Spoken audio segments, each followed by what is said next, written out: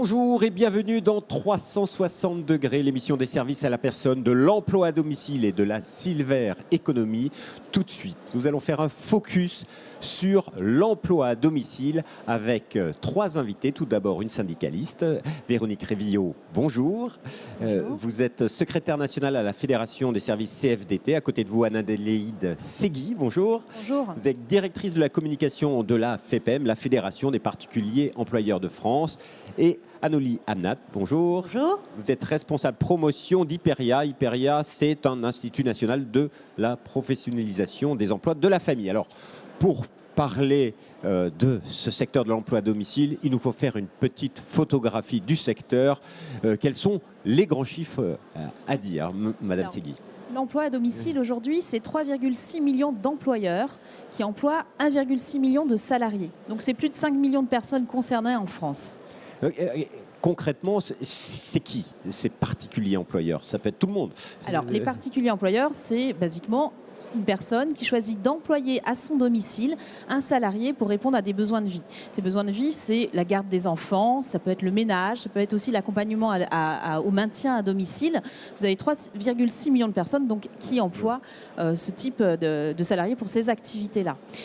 Ces employeurs, c'est des employeurs qui sont formidables parce qu'ils vont employer une personne sans poursuivre un but lucratif. Ils vont créer de l'emploi de proximité parce que généralement, ils vont chercher un salarié qui est proche de chez eux et puis ils vont maintenir un lien social au domicile directement. Et aujourd'hui, c'est la tendance, et ça s'accroît, le chiffre augmente ou pas?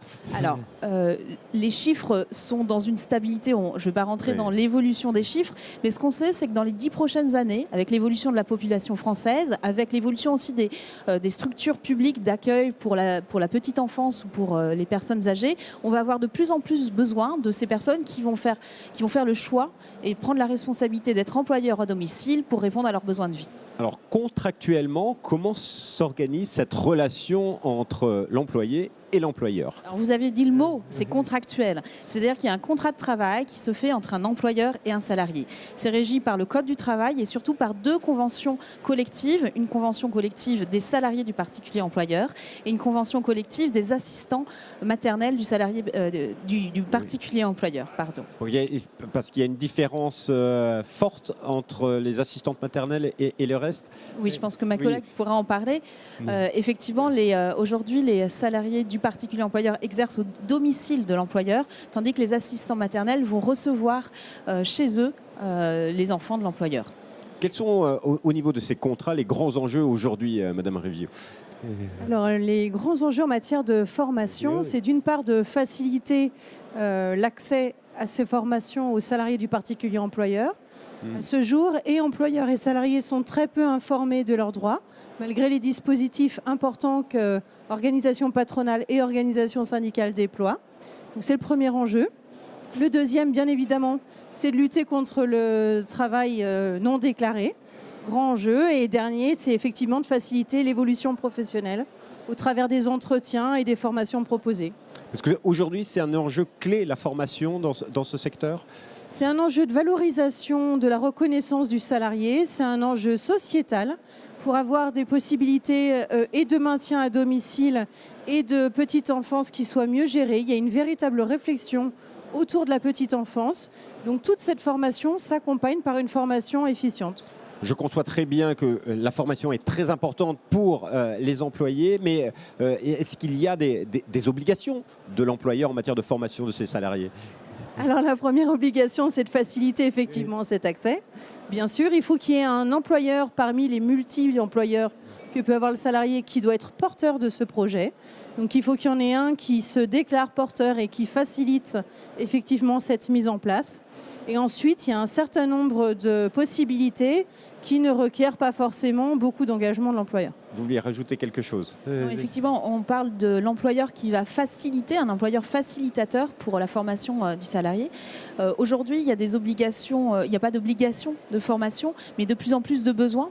Et pour vous donner une anecdote, on se rend compte justement que des employeurs qui travaillent avec une salariée depuis plusieurs années, par exemple sur des activités de ménage ou d'accompagnement au domicile, se voyant vieillir, vont souhaiter pouvoir former le salarié sur des gestes d'accompagnement auprès de personnes en perte d'autonomie. autonomie. Et c'est vrai que la formation sur ces types de métiers arrive souvent aussi par l'employeur qui a envie que son salarié puisse l'accompagner mieux au domicile. D'accord. Et pour l'employé, il peut faire valoir des droits en matière de formation, il peut les demander à son employeur? Alors, il y a une série de droits effectivement d'accès à la formation qui peuvent se faire ou pas sur le temps de travail.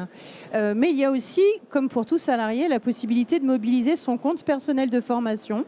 Et ce compte personnel de formation, il est transférable tout au long de sa carrière. Voilà, c'est ce que vous mettez en pratique dans votre institut. Exactement. Donc, nous accompagnons les salariés, les particuliers employeurs dans leurs projets de formation. Pour être concret, le départ en formation, ce qu'il faut savoir, c'est que chaque particulier employeur, dans la mesure où il cotise, au même titre que les entreprises, a à sa disposition un plan de formation. Ça représente 40 heures de formation pour un salarié du particulier employeur par an et 48 heures de formation pour un assistant maternel du salarié du particulier employeur. Il existe, la branche met à la disposition de ses salariés une offre de formation continue complète à leur disposition. Le binôme va choisir une action de formation qui va répondre à un besoin ou immédiat ou d'évolution du salarié et le salarié va pouvoir partir en formation soit sur son temps de travail, soit en dehors de son temps de travail. Pas d'inquiétude, notre collecteur financier prend en charge les frais de départ en formation et on peut retrouver cette offre sur notre site internet où on va retrouver toute la gamme de formations. Est-ce que ces formations s'organisent, se développent? Il y a des gens qui partent plus souvent en formation aujourd'hui ou pas? Il y a encore du travail à faire? Alors, cette année, 23 000 salariés ont bénéficié de la formation continue. Ça se développe. On a une grosse augmentation de départ en formation tous les ans grâce justement aux actions de promotion auprès des particuliers employeurs et auprès des salariés sur les droits au départ en formation. Donc oui, une très grosse progression. Est-ce que c'est facile à organiser? Parce que qui dit départ en formation, ça veut dire absence éventuelle du lieu de travail. Je vous pose la question à toutes les trois. Du coup, j'en profite. C'est un axe de revendication supplémentaire auprès des pouvoirs publics, quelque part, en tout cas pour la CFDT, qui est une meilleure prise en charge des solutions en fait, de remplacement lors des absences des assistantes maternelles ou des salariés du particulier employeur. Ça, c'est une demande très forte qui dépasse l'échange organisation patronale, organisation syndicale. Mais effectivement, ça fait partie des axes de progrès de notre travail syndical.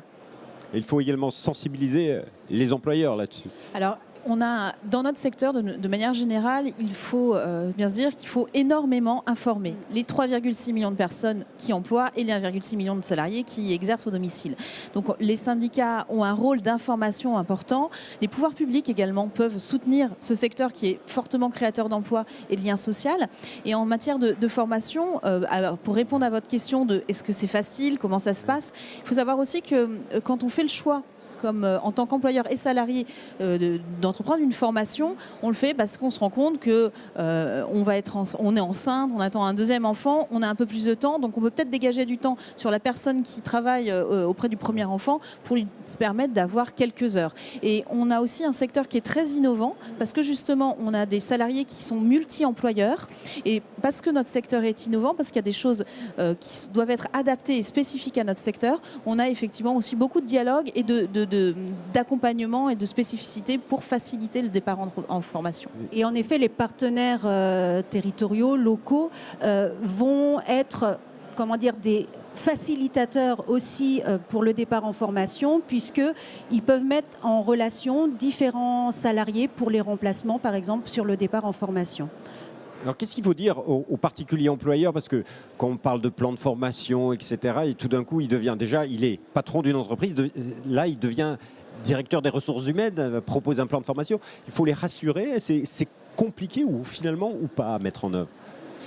Alors, Moi, ce que j'ai envie de dire tout d'abord aux particuliers employeurs, c'est bravo, parce que vous êtes un citoyen responsable qui fait des choix qui sont des choix parfois contraints, mais aussi parfois des choix raisonnés de se dire je vais employer directement quelqu'un à domicile. C'est-à-dire qu'on va me recommander une personne qui habite près de chez moi, je vais créer un emploi et je vais l'accompagner. Le premier geste d'accompagnement, c'est ça, c'est de dire je vous propose un contrat de travail selon des règles qui sont définies avec des salaires minimaux qui existent et qui sont négociés. Et puis ensuite, il y a une deuxième étape, à partir du moment où l'employeur prend de plus en plus de responsabilités, d'aisance, parce que vous avez raison, parfois ça peut paraître compliqué, c'est pour ça que notre fédération peut les accompagner, les informer. On propose à nos membres un certain nombre de conseils, d'outils pratiques, de consultations juridiques. Et donc, deuxième étape, c'est effectivement gérer la relation de travail au quotidien. Ça passe par gérer les congés payés, ça passe par départ en formation. Je me rends compte que forcément, peut-être que vous auriez besoin d'être formé sur ce geste-là à mon domicile. On peut travailler sur des formations. Vous qui avez une vision large, est-ce qu'il y a des métiers sur lesquels il y a vraiment un besoin de formation, un enjeu de formation Je pense que le besoin de formation, c'est un besoin pour chaque métier que nous représentons. Par exemple, une thématique qui est très demandée, c'est toutes les formations qui sont liées à la prévention et la sécurité au domicile. Aujourd'hui, on sait que au départ, quand on propose aux salariés de se former, la personne va plutôt dire ça fait 15 ans que je pratique ce métier, je connais mon métier, je n'ai pas besoin de me former. Et en discutant et en échangeant, on se rend compte que finalement, après un premier départ en formation, c'est la découverte de gestes et de comment dire, la pratique. prévention des accidents du travail. Exactement, des choses auxquelles ils ne pensent pas forcément dans l'immédiat et ils ne se disent pas forcément que c'est accessible. Et grâce justement à la facilitation au départ en formation, ils se rendent compte que tout est ouvert pour eux. Madame Segui, vous voulez parce que ça c'est un enjeu clé, la formation pour améliorer les conditions de travail et la manière dont on travaille. Madame Riff. Alors, les conditions de travail, évidemment. Avec de la formation, on va améliorer les gestes, les postures. On va réduire sans doute aussi les troubles musculo-squelettiques. On va agir sur les risques psychosociaux parce qu'il y aura une valorisation de l'emploi. Ça, c'est évident. Mais il y a aussi un enjeu prise de recul, et pour l'employeur et pour le salarié, qui permettent vraiment de développer ce secteur. On ne vient pas par hasard sur un métier d'accompagnement aussi des personnes. Et pour l'employeur qui laisse son enfant, qui confie son enfant à une assistante maternelle, on peut bien imaginer que l'enjeu de formation est énorme. Alors, pour terminer, en 2017, quels vont être les grands enjeux dans le secteur de l'emploi à domicile? Vous l'avez évoqué en préambule, vous avez évoqué le CPF, donc le compte personnel de formation. Donc pour Hyperia, en l'occurrence, l'enjeu pour 2017, ça va être la mise en œuvre et la possibilité pour les salariés des deux branches de mobiliser leur CPF sur une offre et une offre, on va dire, titre professionnel porté par les branches pour les 4 métiers que nous représentons et la mobilisation donc de ce CPF. Madame Révillot. Alors un enjeu évidemment d'évolution professionnelle, toujours en ligne de mire. La possibilité d'avoir vraiment des solutions qui s'améliorent pour les multi-employeurs. Et enfin, alors là ça sort un peu du cadre de la formation, mais le maintien d'une certaine garantie de gestion sur tout ce qui va être prévoyance et retraite pour ces salariés. Madame Segui, pour la FEPEM, grands enjeux. Alors 2017, c'est une année clé puisque c'est une année électorale.